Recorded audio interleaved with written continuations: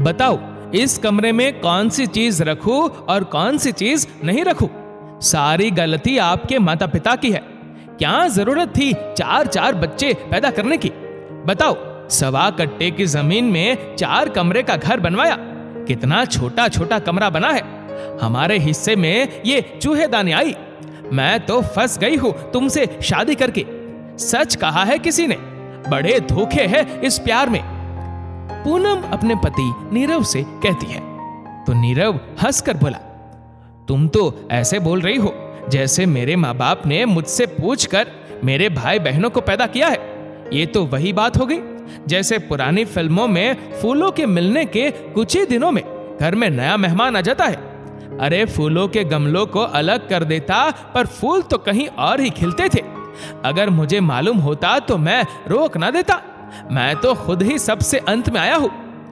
फिर पूनम बोली, ये हंसने की बात नहीं है, आप तो रहने ही दो। आपसे कुछ कहना ही बेकार है। मेरे सामने इतनी बड़ी बड़ी बातें करते हो, पर अपने माँ बाप के सामने मुंह नहीं खुलता है। भैया को ही देख लो, घर का सबसे बड़ा कमरा उन्हें मिला। दुकान की गद्दी पर भी वहीं बैठे हुए हैं। कहीं ना कहीं तो बड़ा हिस्सा ले ही लिया है। तो नीरव बोला, मेरे माँ बाप की छोड़ो, अपने माँ बाप की बात करो। तुम तो 2 भाई बहन हो।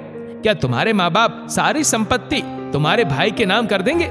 यहां ना सही वहीं अपना बड़ा हिस्सा ले लो, हमारी नैया भी पार लग जाएगी। आए दिन बड़े कमरे के लिए दोनों में बहस होती रहती थी। फिर पूनम बोली, मेरी एक बात सुन लो, मेरे माँ बाप तक मत जाना, समझ जाओ। पति ने कहा, यह सही है, तुमने मेरे पूरे खानदान को खंगाल दिया और मैं कुछ ना बोलूं। दोनों की आपस में बहस हुए जा रही थी, जिसकी आवाज बाहर तक आ रही थी। तभी पूनम की सास हेमलता जी आकर बोली, हाय हाय बहू, तुम्हें शर्म नहीं आती? कैसी कैसी बातें कर रही हो, बाहर तक आवाज आ रही है। अरे बच्चे तो भगवान की देन होते हैं। जो हमने 4 बच्चे न किए होते तो हमारा नीरव कैसे आता, और तुम इस घर में बहू बनकर कैसे आती? फिर पूनम बोली, यही तो रोना है मम्मी जी। अगर ये ना होते तो कोई और लड़का मेरे नसीब में होता। प्यार की राह में बड़े धोखे हैं, ये तो सुना था। आज जेल भी रही हूं। और किसने कहा आपको कि बच्चे भगवान का रूप होते हैं? गलती माँ बाप करते हैं और भुगतना बाद में बच्चों को पड़ता है।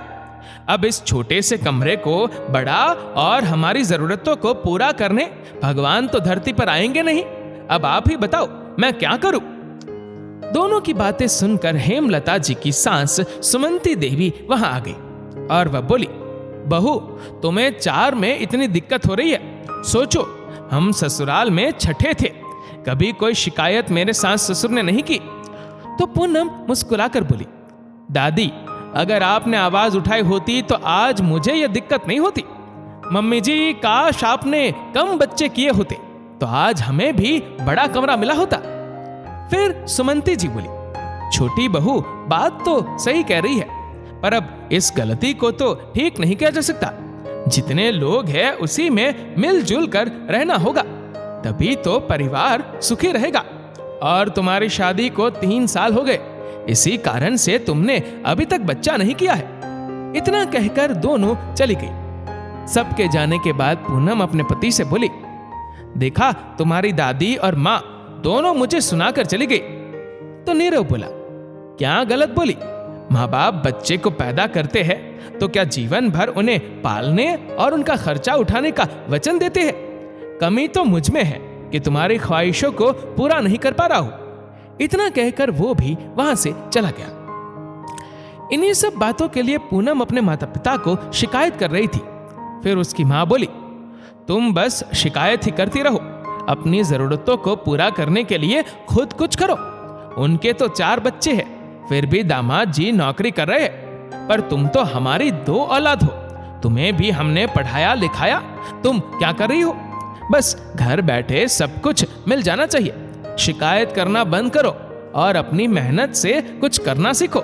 जब मायके से फटकार पड़ी तब दिमाग में जनजनाहट हुई। उसने सोचा, सच में मेरे माँ बाप ने मुझे इतना पढ़ाया है, आखिर मैं पति के भरोसे क्यों बैठी हूँ? अब मुझे ही अपनी जरूरतों को पूरा करने के लिए हाथ पैर मारना होगा। अभी देर नहीं हुई है। यही सोचकर पूनम ने नौकरी की तलाश शुरू की। उसके पास डिग्रियों की कमी नहीं थी। थोड़ा समय लगा उसे उसकी काबिलियत के अनुसार नौकरी मिल गई। घर से आना जाना, खाना पीना और घर का किराया, कोई भी खर्चा नहीं था। तो जो वो कमाती थी उसे जमा कर रही थी। धीरे धीरे समय बीता। दोनों ने मिलकर खूब पैसा इकट्ठा किया। एक दिन गांव से चाची आई थी तो उसने पूनम की सास को सुनाया कि आपकी छोटी बहू में कोई कमी तो नहीं, क्योंकि 3 साल हो गए अभी तक कोई बच्चा नहीं है। सास का झुका हुआ सर देखकर पूनम बोली, चाची जी, जिस दिन बच्चे के रहने की सारी व्यवस्था अपने दम पर कर लूंगी, उस दिन आपके गोद में बच्चा भी दे दूंगी। ये तो अपनी खेती है, घबराना क्या है। फिर हेमलता जी की जेठानी बोली, हाय हाय हेमलता, तुम्हारी बहू तो बड़ी बेशर्म है। फिर पूनम बोली, चाची जी, इसमें बेशर्म होने की क्या बात है। शादी के बाद तुरंत बच्चा पैदा करने में कोई बहादुरी की बात नहीं है। अगर बच्चे की सहूलियत और उनकी जरूरतों को आगे चलकर हम पूरा ना कर सके तो कम बच्चे ही अच्छे होते। आबादी कम रहेगी तो बच्चों को भी ज्यादा बड़ा कमरा मिलेगा, वरना एक कमरे में माँ बाप और बच्चे सबको रहना पड़ेगा। कुछ वक्त बाद पूरा परिवार इकट्ठा था। बिजनेस को आगे बढ़ाने की बात चल रही थी। तभी पूनम अपनी सास से बोली, मम्मी जी, उस दिन दादी ने कहा था मुझे अपनी जरूरतों को पूरा करने के लिए खुद ही हाथ पैर मारना होगा।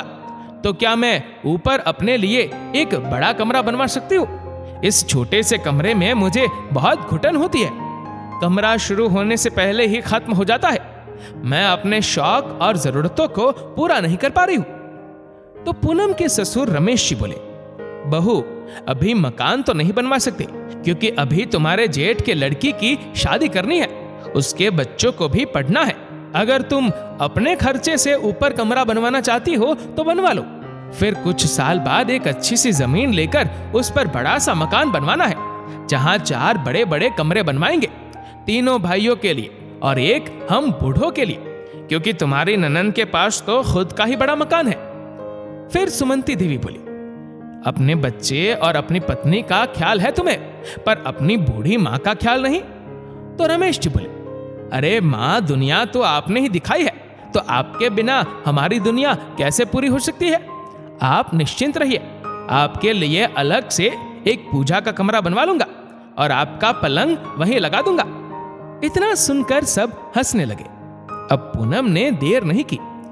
अगले ही महीने उसने छत पर एक बड़ा सा कमरा शुरू करवाया और वक्त रहते वो पूरा हो गया।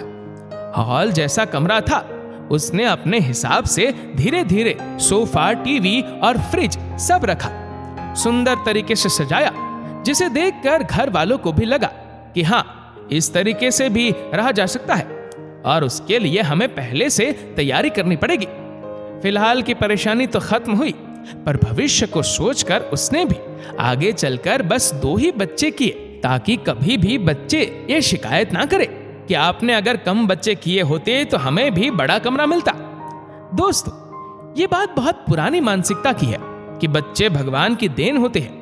अगर हम बच्चों को अच्छा भविष्य, अच्छा खान पान नहीं दे सकते तो हमें कोशिश करनी चाहिए कम बच्चे रखें। बच्चे अगर कम होंगे तो आगे चलकर उनका भविष्य उज्जवल होगा। उन्हें भी रहने की जगह, नौकरी सब मिलेगी। जिस तरह से देश की जनसंख्या बढ़ रही है, आगे चलकर नौकरी तो छोड़िए, रहने को मकान नहीं मिल पाएगा। तो उसके लिए हमें अभी से ही सोचना और सजग रहना होगा।